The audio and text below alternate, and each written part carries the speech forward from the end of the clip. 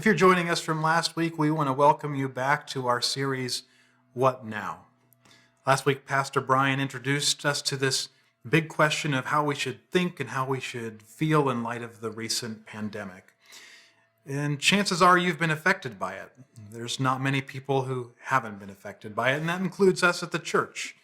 In the recent weeks, we found ourselves scrambling and asking questions about how we can suddenly construct an online service. And just when we thought that things were going to be easy on Sunday, we found out that we had to be behind the scenes watching YouTube and Facebook, trying to make sure that there were no glitches that came up.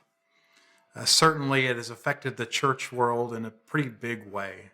We're asking ourselves, how can we make a meaningful difference in our community in times like this? How can we stay connected?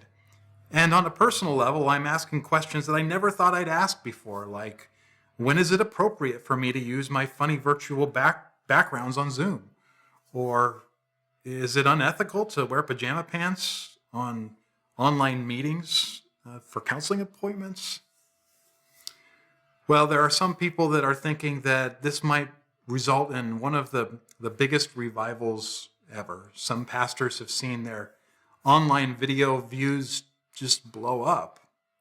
And then others are writing articles similar to the one that says this pandemic is going to set the church back 25 years.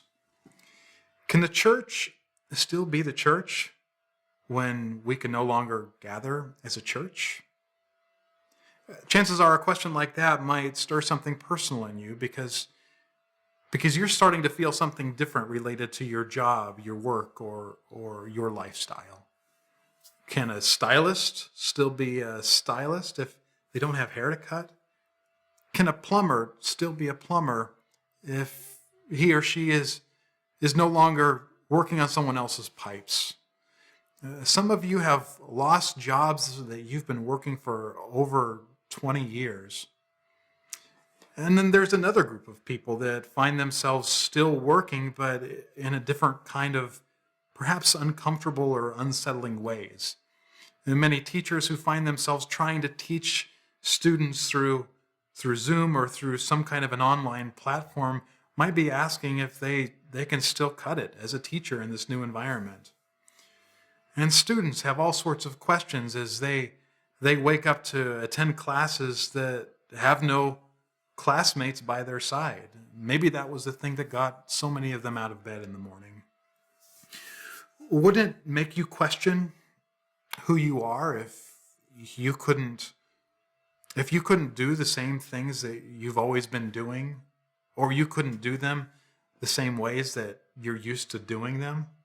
It's kind of like somebody spinning you around in 100 circles, bringing you to a stop and asking you to take a few steps forward. But we don't have to be brought to our knees in times like these. If you're a student who maybe you're a freshman or a sophomore or a junior or senior who just watched the end of your year just disappear, just vanish. Maybe you're somebody who works 9 to 5, who finds themselves sitting at home not sure what to do. Or maybe you find yourself in a job where you're working more, just in different ways. Perhaps you're a retiree who's sitting at home under lockdown, having expected to have more freedom and to travel to places you love or go to hug your grandchildren. You know, if you find yourself in any of these categories today, I want to tell you that what we're about to talk about it's really important. Because in this void that we experience, in these changing and unsettling times, it's easy for us to start believing things that aren't true about ourselves. It's easy for us to incorporate some negative habits that could have a lasting effect on the rest of your life. When the world, when some location experiences a major earthquake, sometimes you see fault lines open up and the ground opens up and some of the most important things are swallowed up. Could this be a time when some of your most important things get swallowed up? Could you end up being a different person for the worse at the end of all this? Or is it possible that God has already given you something that can help you to step forward into the future with confidence? Fortunately for us, we're not the only group of people who have had questions like this. In the first century, there were a group of Christians and a group of churches scattered throughout the modern-day country of Turkey. Last week, Pastor Brian gave us a little bit of a glimpse into these people. They were new Christians, and suddenly they found themselves facing persecution and suffering that made them question whether all of this was really worth it, and maybe made them question who they really were. Well, the Apostle Peter, who was one of Jesus' closest friends, finds himself giving counsel to a people like this. The Apostle Peter was somebody who knew suffering for himself and faced his own persecution as a leader of the early church. Even before them, he courageously stood by Jesus' side. He even wrongly cut off somebody's ear in what he felt like was a defense of Jesus. But moments later, the Apostle Peter ended up denying Jesus 3 times. He must have felt really confused, and I'm sure there were times, especially at that time, that he started to wonder who he was too. Was there anyone better to give counsel to a young church that was facing questions about who they were than the Apostle Peter? Well, at the beginning of his letter, he encourages them with hope. Peter invites them to have hope because knowing the end of the story gives us confidence in the middle of our story. And Peter goes on in chapter 1, verse 15, and he says this: "But just as he who called you is holy, so be holy in all you do. For it is written, 'Be holy, because I am holy.'" Now, if this is the first time that you're reading something like that, chances are that doesn't sound altogether great. First of all, there's the word called, and that seems like an exclusive thing. Something for people something for the kind of people that God only really likes, like, priests or missionaries or pastors. And I don't know about you, but I don't like to be the one who's not invited to the party. But that word called actually only means to be invited. It refers to a request that somebody makes of somebody else to do something or to be something. And it turns out that just a couple verses later, Peter says that the churches call on God to do certain things or to be certain things for that church or that group of churches. And yes, sometimes God invites certain people to take on very specific roles, but in this context, the word call simply is an invitation to everyone, to you, to me. Rich people, poor people, famous people, unknowns. God is inviting everybody to do something and to be something in these verses. But chances are there are some kinds of parties that you'd prefer not to be invited to. Imagine with me, for instance, that you have to go in to get an MRI, and your doctor tells you that the imaging and the results aren't going to be ready for a few weeks. So you wait in anticipation, eagerly hoping and hoping to learn what's on the results of that brain map and rolling it around in your head. And the day finally comes, and you're laser focused as the doctor explains everything that he sees, and finally he tells you that you have a clean bill of health. Well, what if that doctor noticed your great interest and he said something like, "You sure seem to be you sure seem to like things like this. Would you like to spend the rest of the day with me looking at the MRIs of other patients?" Chances are you'd probably be looking for a way to politely exit the conversation and the opportunity. When people see the word holy or the command to be holy, they often think of things like behave or be normal or be boring. It's kind of like the reaction that a teenage boy might have if he learned that He's about to inherit his grandmother's porcelain doll collection. Behave. Be normal. Be boring. But couldn't we all use a little bit of normal or even a little bit of boring in disturbing times? My grandparents emigrated from Germany, and my grandpa came over through Ellis Island to the Midwest between World War I and World War II. My grandma immigrated after World War II through the same route, and eventually they found themselves living in the Midwest, not knowing any English, disconnected from their home country in a land that wasn't their own. I imagine as I think about that there were times that they felt alone, and there were times that they felt scared. I remember spending time in their house as I was growing up, and I always thought that their house was a little bit different. I'd never seen any houses decorated the way that they decorated their home.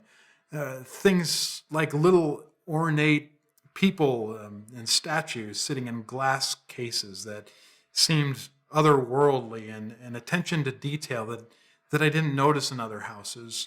They had giant beer mugs that were decorated to the brim, almost as if these were sacred vessels.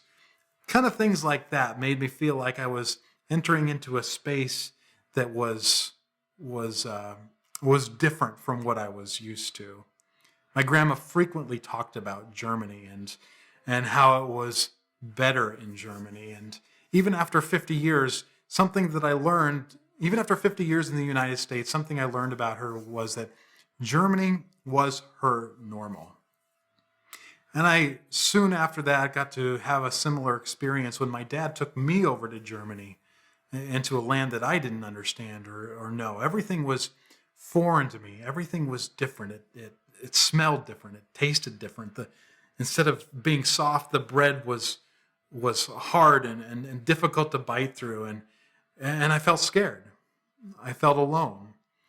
There was perhaps no other time in my life that I wanted something as base as a cheeseburger from McDonald's. We know who we are when we're surrounded by the things we know and the things that we're used to. We get a sense of comfort and a sense of normalcy. But to be holy doesn't mean to be normal or boring. The word holy means to be different, to be set apart, to be unique, to be special. In fact, the Apostle Peter uses a different word in the verse that follows, in verse 17. Since you call on a Father who judges each person's work impartially, live out your time as foreigners here in reverent fear. Foreigners, or a word that I might prefer is uncommon. Now, this isn't uncommon or different in the sense that some people might think of being different, like different in the sense of throwing out rules simply for the sake of throwing out rules or abandoning customs. I remember vividly a conversation that one of my classmates had with an English teacher in high school.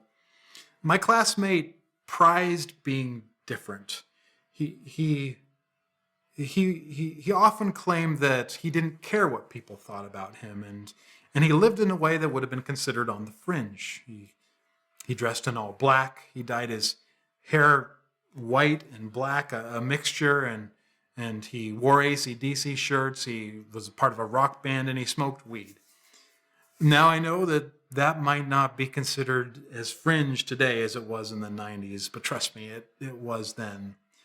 I'll never forget what my teacher said to him in a conversation. He said to him this: if you really didn't care about what people think, then you wouldn't dress in a way to get people to think a certain way about you.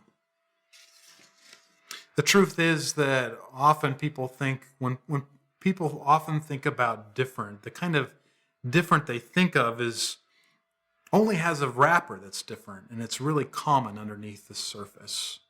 There have been people that have been trying to be different or look different throughout the ages, to send a different message. But what's common about all of them is that they all want to send a message and to be seen and to be noticed. But the kind of different that holy is truly different. It's an uncommon life that takes courage, that doesn't dress down people to dehumanize them. It doesn't retaliate when ridiculed. And it's passionate about justice when it's not trendy. It cares about others who don't care about it. In a word, it's beautiful. So how can the uncommon life offer stability when it's so different from everything around it? Well, that's because the uncommon life is not just a lifestyle. In chapter 2, verse 4, Peter says this: "As you come to him, the living stone," he's referring to Jesus, "rejected by humans but chosen by God and precious to him, you also, like living stones, are being built into a spiritual house to be a holy priesthood, offering spiritual sacrifices acceptable to God through Jesus Christ." And then he picks up the same theme in chapter 2, verse 9. "But you are a chosen people, a royal priesthood, a holy nation, God's special possession, that you may declare the praises of him who called you out of darkness into his wonderful light.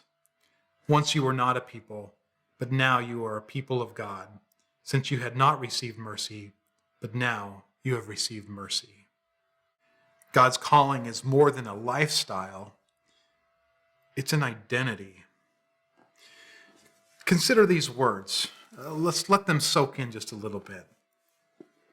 You are chosen by God. You're precious to him. You're God's special possession. You're God's people. If you were offered an opportunity to become something like that, would you want to turn it down? And now there's a chance that this offer of becoming a royal priesthood isn't exactly something that whets your appetite. But the priesthood for Peter and for ancient Israel was a special role created by God primarily to offer sacrifices to God, sacrifices that demonstrated God's value to the world and enjoyed and savored his goodness. Now, Peter isn't talking about resurrecting that priesthood. He's referring to it in a metaphorical sense. By the way that we live and the words that come from our lips, we have the opportunity to demonstrate God's goodness to the world. And we have the opportunity to enjoy it for ourselves. Isn't that something that you'd want to be a part of if God made that offer to you? Now, normal might seem like medicine when times are so disturbing and unsettling. And the truth is that normal can give us a sense of passing comfort. But embracing our uncommon call can keep us standing when times are so unsettling. Is there anything that could keep you from loving your neighbor? Is there anything that could keep you from fleeing temptation? Is there anything that can keep you from enjoying and appreciating God and all that he has to offer? Is there anything keeping you from doing all of that? Can a broken economy, can a lost job, can a change in your education, can sickness? Is there anything keeping you from a call like that? Embracing God's uncommon call can keep you grounded in uncommon times. That's important, so I want to say it again. Embracing God's uncommon call can keep you grounded in uncommon times. The reason is that God's different isn't disturbed by all the different around us. God's different isn't married to circumstances or the seasons that we find ourselves in. Maybe for you that means turning the time gobblers that we find in our lives and the things that we go to that bring us false comfort into something else. What would it feel like if you were no longer a slave to the dark corners of the internet or a slave to impure thoughts? How good would it feel if all of your time wasn't spent on social media or on the news, but spent more on things in your life that could improve your relationships, perhaps even improve your relationship with God?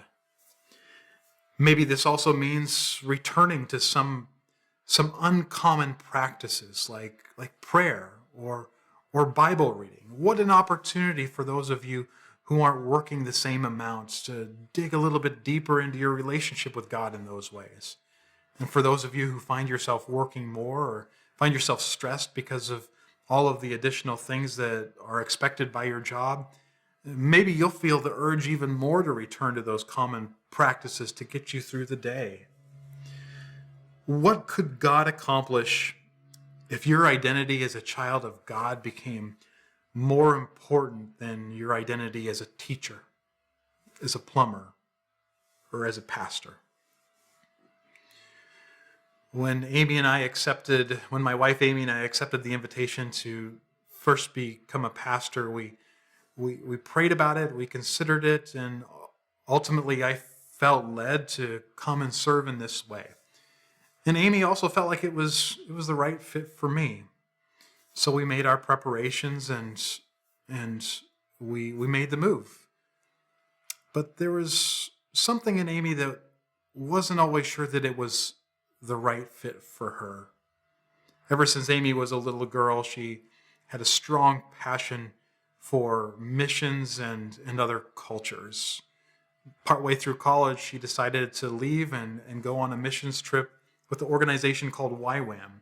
And she found herself in India for a short time, and eventually she felt God leading her to Mexico, where she served for several years.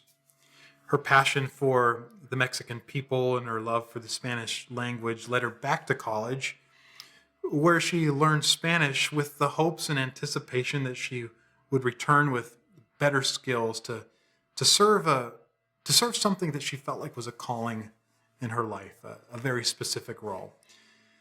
But partway through her training, she met me.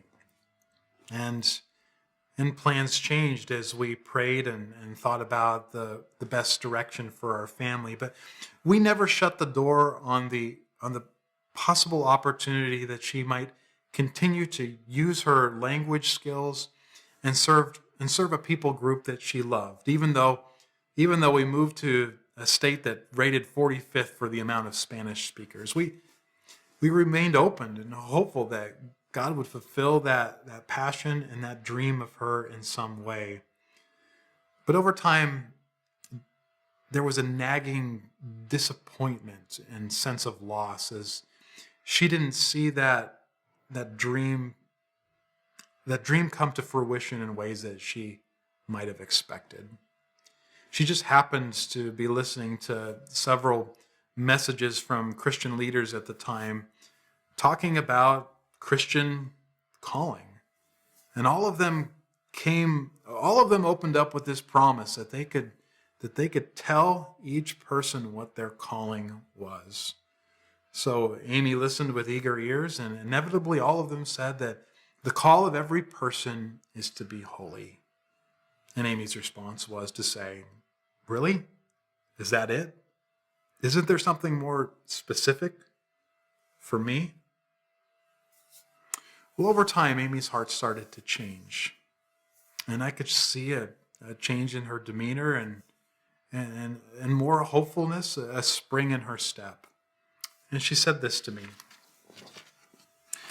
"I believe that those were beautiful things and that they were good things and that God gave them to me. But I've come to believe that it was okay to let them go. And that my true calling is to be holy and to love whatever I'm doing.